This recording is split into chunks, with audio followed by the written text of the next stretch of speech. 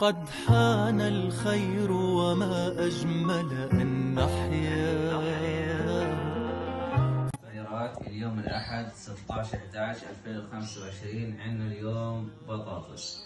يعني هذول الأطباء المصريين من ألمانيا، أجت من الأطباء المصريين في ألمانيا، كل التحية وكل الاحترام والتقدير مع العلم. يعني هذا راح يروح جزء منه للمصابين، والحاج علي الجيزاوي وأختنا أم أدهم وسيف الدين. نسأل الله العظيم رب العرش العظيم أن يتقبل منكم وأن يطعمكم من ثمار الجنة على إكرامكم إخواننا في شمال قطاع غزة، اللهم آمين. وصلى الله وسلم على سيدنا.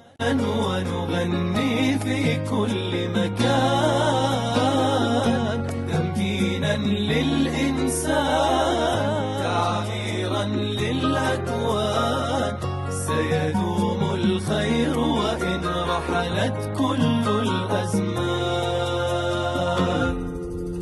بادر واصنع أملا وكن عونا لكي تثمر، بعطاء لا تبخل، كن الأول بما